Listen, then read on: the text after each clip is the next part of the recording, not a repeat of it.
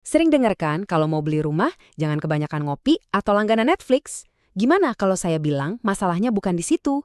Alasan kenapa beli rumah terasa mustahil itu mungkin lebih simpel dan sebetulnya lebih bisa diatasi dari yang kita kira. Nah, di sini kita akan bedah sebuah peta jalan, strategi konkret 8 tahun yang bisa mengubah impian yang kayaknya nggak mungkin ini jadi kenyataan. Yuk kita mulai! Jadi pertanyaannya, beneran mustahil nggak sih beli rumah sebelum umur 30?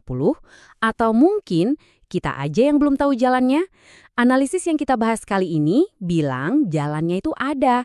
Tapi, nah ini dia, waktunya makin mepet. Yuk kita lihat dulu, kenapa sih perjuangan ini terasa nyata banget buat generasi kita? Nah, ini dia nih biang kerokoknya, kelihatan jelas banget di grafik ini. Coba lihat. Dari tahun 1985, gaji kita memang naik ya, 260%. Tapi harga rumah melesat lebih dari 400%. Jadi ini bukan perasaan Anda doang, ini fakta. Angka yang brutal. Ibaratnya kita lari ngejar target, tapi targetnya naik mobil balap. Jauh banget ketinggalan. Dan angka yang satu ini benar-benar kayak nampar kita semua. Coba bayangin, di tahun 1960, lebih dari setengah anak muda di bawah 30 tahun itu udah punya rumah sendiri.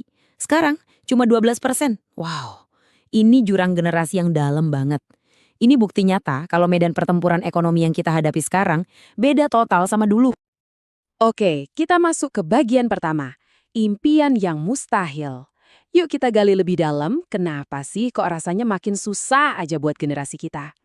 Jadi menurut sumber analisis kita ini hidup di era yang namanya ekonomi bentuk K. Maksudnya apa? Coba bayangin huruf K.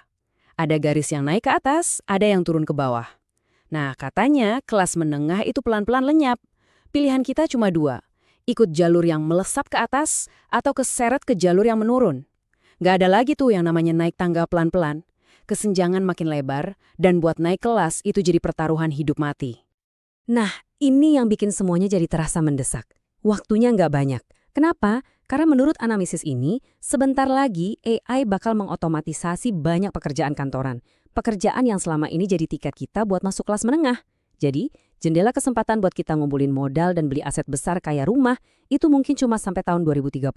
Setelah itu, tangganya bisa jadi ditarik ke atas. Waktu terus berjalan. Oke, cukup ngomongin masalahnya. Sekarang kita fokus ke solusi. Ini dia peta jalan 8 tahun. Sebuah rencana yang konkret yang bisa diikuti buat ngebangun kekayaan bahkan kalau kita mulai dari nol. Ini dia gambaran besarnya, game plan-nya. Ada 3 fase yang jelas. 2 tahun pertama, fokus kita adalah membangun pondasi, skill yang harganya mahal di pasaran. Tahun ketiga, misinya adalah dapat kerjaan yang stabil. Dan 5 tahun sisanya, ini fase akselerasi, gaspol buat maksimalin pendapatan dan bikin uang kerja buat kita. Kita mulai dari fase 1, membangun nilai diri. Ini semua tentang gimana caranya kita menempa skill biar jadi orang yang susah digantiin di pasar kerja.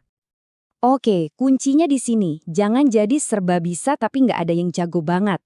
Kita harus punya yang namanya keterampilan bentuk T. Maksudnya, punya satu keahlian yang super duper dalam, spesifik.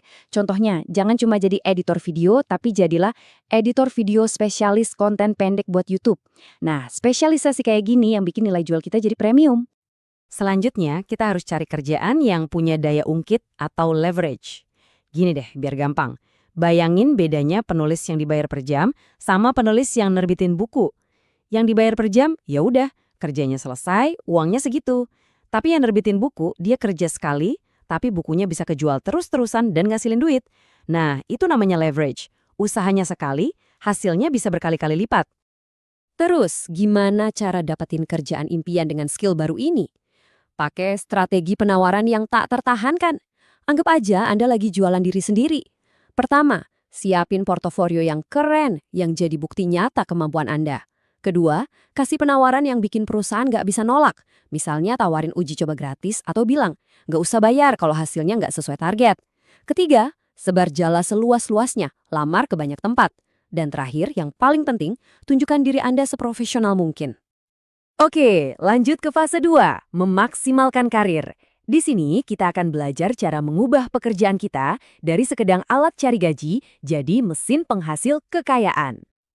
Ada beberapa prinsip kunci di sini. Pertama, soal kerjaan kantor. Kasih 200%, jadi orang yang paling diandalkan.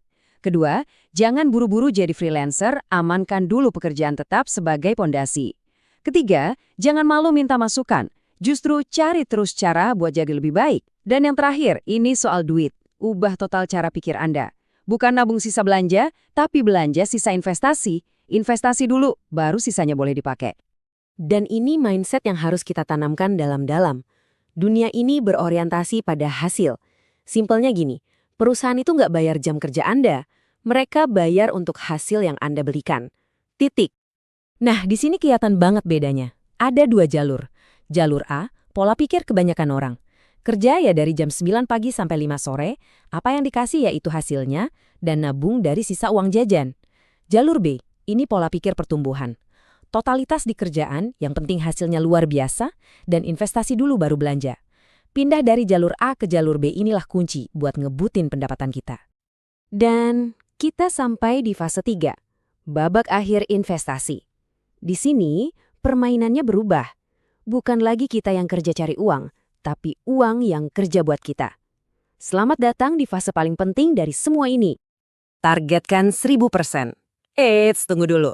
Ini bukan berarti kita harus cari investasi yang untungnya 1000% dalam semalam ya. Bukan. Ini soal mindset. Coba deh, pasang target 10 kali lipat lebih besar dari yang menurut Anda realistis. Misalnya, jangan cuma mikir, gimana caranya gaji saya jadi 10 juta? Tapi tanya ke diri sendiri, gimana caranya saya bisa dapat 100 juta? Pertanyaan semacam ini memaksa otak kita buat cari jalan yang beda, yang out of the box. Ini ada teori menarik, namanya teori kartu merah. Gini, kalau saya janjiin Anda 100.000 setiap kali lihat mobil warna merah di jalan, saya jamin tiba-tiba Anda bakal lihat mobil merah di mana-mana. Padahal jumlah mobil merahnya ya segitu-gitu aja. Nah, peluang itu juga gitu. Kalau kita nggak aktif nyari, ya nggak bakal kelihatan. Begitu kita fokus nyari, ternyata ada di mana-mana. Fokus kita membentuk realitas kita. Untuk investasi, strateginya sebenarnya simple tapi ampuh banget. Ada 2 aturan utama. Aturan nomor 1, jangan sampai rugi. Aturan nomor 2, jangan lupakan aturan nomor 1. Maksudnya, prioritas utama kita itu melindungi modal, bukan ngejar untung gede tapi resikonya gila-gilaan. Selalu pikirin resikonya dulu, baru potensi untungnya. Jangan kebalik. Kenapa sih konsisten itu penting banget? Coba lihat angka ini, 30%. Mungkin kedengarannya nggak sewow itu ya, cuma 30% setahun. Tapi kalau Anda bisa konsisten dapat segitu selama 10 tahun, kekuatan compounding atau bunga berbunga bakal bikin uang Anda berlipat ganda jadi 10 kali lipat. Itulah sihirnya, sabar dan konsisten itu kuncinya. Dan kita kembali lagi ke alarm yang kita dengar di awal tadi. Rencana ini bukan buat nanti-nanti. Ingat, AI sudah di depan mata, siap mengubah dunia kerja. Makanya, membangun skill yang nggak bisa digantiin mesin dan punya modal sekarang itu jadi jauh lebih penting dari kapanpun. Jendela kesempatan ini beneran deh nggak akan kebuka selamanya. Jadi, pada akhirnya kita semua dihadapkan pada satu pertanyaan besar. Melihat seberapa cepat teknologi berubah dan ekonomi bergeser, jangan-jangan ini adalah dekade terakhir bagi kita untuk membangun karir dan kekayaan yang benar-benar nggak bisa digantikan oleh mesin? Pertanyaan ini coba kita renungkan baik-baik.